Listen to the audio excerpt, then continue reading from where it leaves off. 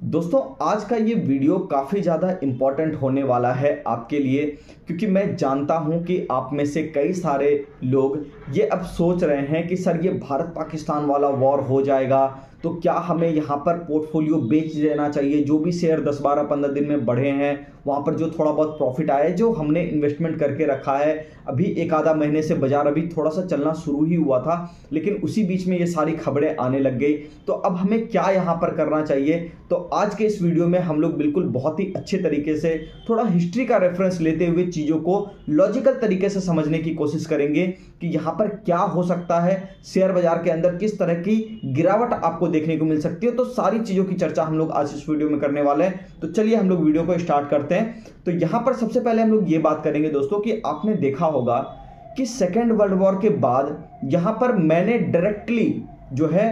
यहाँ पर एक रशिया यूक्रेन को अगर छोड़ दिया जाए, क्योंकि वो काफ़ी जिद के ऊपर लेकर के उसके बाद लड़ा गया एक वॉर था, लेकिन अगर आप देखोगे तो सेकेंड वर्ल्ड वॉर के बाद सबको ये बात समझ में आ गई थी कि भैया यहाँ पे जो भी आप वॉर लड़ोगे वो वॉर ज़्यादातर ऐसा होना चाहिए, वो इकोनॉमिक फ्रंट पर होना चाहिए। अगर आप उसके अंदर सीधे सीधे वॉर को डिक्लेयर करते हो, सीधे सीधे लड़ाई करने के लिए जाते हो, तो उससे सामने वाले का तो नुकसान है, आपका भी नुकसान है। क्योंकि आपको पता होना चाहिए दोस्तों कि वॉर जो है वो कोई ऐसी चीज़ नहीं है कि यहाँ पर जब भी आप यहाँ पर देखोगे तो वहाँ पर आपको बहुत सारी समस्याएं हमेशा नजर आएगी। सिटीजन के लिए भी समस्या होती है दोस्तों, ठीक है, हमारे फौजी साथियों के लिए, भाइयों के लिए भी समस्या होती है, ठीक है ना, कि वहाँ पर उनको जो है लड़ाई के अंदर हमें जो है बिल्कुल शहादत देनी पड़ती है। तो वहाँ पर बहुत सारी चीज़ों को अगर आप थोड़ा सा रोक सकते हो तो वहाँ पर मुझे लगता है रोकना चाहिए। और यहाँ पर जो अभी की जो करंट गवर्नमेंट है दोस्तों, मैं ये कहना चाहूँगा कि करंट गवर्नमेंट ने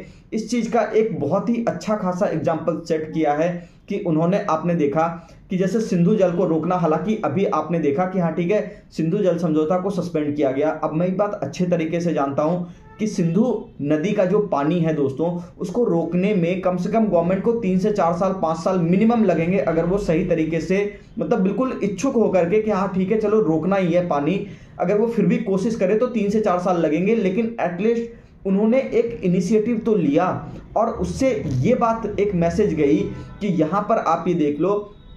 कि जितने भी लोग ये एक्सपेक्ट कर रहे थे, जितने भी बढ़ाने चढ़ाने वाले लोग थे, जैसे आपने देखा कि कई सारे लोग अभी ऐसे भी हैं जो हमारा समर्थन दे रहे हैं, कई सारी कंट्री ऐसी है जो हमारा समर्थन दे रहे हैं, लेकिन इस बात की कोई गारंटी नहीं है कि जब वॉर डिक्लेयर होगा तो वो कंट्री हमारे साथ नजर आएगी। क्योंकि आपने हिस्ट्री में बहुत सारी चीज़ों को देखा है, ठीक है, बहुत सारी बातों को मैं ओपनली नहीं कहूँगा, लेकिन फिर भी आप समझदार हो, चीज़ों को समझ सकते हो। तो यहाँ पर मैं आपको बस एक ही बात कहूँगा, साहिर साहब ने एक बहुत अच्छी नज्म लिखी थी, ठीक है, आप देखिएगा जाकर के, आपको इंटरनेट पे मिल जाएगा। वहां पे उन्होंने लिखा था दोस्तों कि जंग तो खुद एक मसला है,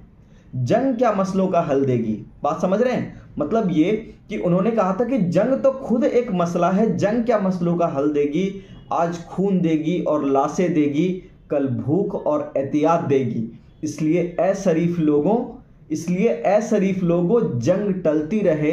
तो बेहतर है। बात समझ रहे हैं। तो इसका सीधा सा मतलब आप ये समझिए कि देखिए अगर हमारे आत्मसम्मान की बात आएगी, हमारे आत्मरक्षा की बात आएगी, तो जरूर हम वहां पर सीधे बिल्कुल फ्रंट पर आकर के लड़ाई करने को मजबूर हो जाएंगे, और हमें करना भी चाहिए अगर हमारे आत्मसम्मान की बात आएगी, आत्मरक्षा की बात आएगी। लेकिन आप ये समझिए इस बात को कि जितना भी जंग को टाला जाए वो हमारे लिए, हमारे जैसे नेशन के लिए, जो एक डेवलपिंग नेशन है, उसके लिए बहुत ही ज़्यादा ज़रूरी है दोस्तों। तो यहाँ पर अभी की जो करंट गवर्नमेंट है वो पूरी कोशिश कर रही है कि हम अपने आप को ऐसा ना करें कि रशिया यूक्रेन के अंदर जो कहानी हुई थी कि जैसे देखो, हाँ ठीक है, मैं ये जानता हूं अच्छे तरीके से कि पाकिस्तान से जब भी वॉर होगा तो हम लोग जीत जाएंगे, हम लोग इकोनॉमिक फ्रंट पर उतने मजबूत हैं, लेकिन आपको ये थोड़ा समझना चाहिए कि उसके सपोर्ट में कहीं ना कहीं बैक सपोर्ट में चाइना भी है, ठीक है। तो जब भी आप यहाँ पर वॉर लड़ोगे तो वहां पर आपको ये भी पता होना चाहिए दोस्तों कि वॉर के अंदर हजारों हजार करोड़ रुपए दिन के भी खर्च होते हैं, क्योंकि जो गोला बारूद मिसाइल आप इस्तेमाल करते करते हो, ठीक है, तो एक तरह से आपके संसाधन का भी दोहन होता है। तो यहाँ पर थोड़ा सा चीज़ों को अपने फेवर में लाना चाहिए। जैसा कि आपने देखा होगा, यहाँ पे सैम बहादुर का मैं एग्जांपल लूंगा कि इंदिरा जी ने एक बार कहा था उनसे कि चलो ठीक है आप वॉर डिक्लेयर कर दो पाकिस्तान से, लेकिन उन्होंने कहा कि नहीं ठीक है मैम आप थोड़ा सा इंतजार करो। वॉर जो है सिर्फ ऐसा नहीं है कि आप यहाँ पर जो है सीधे सीधे बोल दिए और हो गया हम लोग जंग जीत जाएंगे, ऐसा नहीं होगा। वॉर जीतने के लिए स्ट्रैटेजी बनानी पड़ती है, थोड़ा वक्त देना पड़ता है और उसके बाद जाकर के आपकी जीत सुनिश्चित होती है। तो इसलिए आप यहाँ पर मुझे लगता है कि स्टॉक मार्केट के अगर हम लोग बात करें दोस्तों, हिस्टोरिकली जो हम लोगों ने चीज देखी है वो ये देखा है कि शेयर बाजार में इस तरह की जब भी कोई बड़ी गिरावट हुई है, चाहे आप यहाँ पे देख लो कि 9/11 वाला जो हमला हुआ था, ठीक है, 26 आपका जो 11 वाला हमला हुआ था, उसके अंदर भी आप ये देखो दोस्तों अल्ट्रा शॉर्ट टर्म में छोटा मोटा पैनिक मचा, लेकिन उसके बाद आपने देखा कि शेयर बाजार में जो रैली दिखी है वो रैली बहुत ही जबरदस्त तरीके की थी, ठीक है।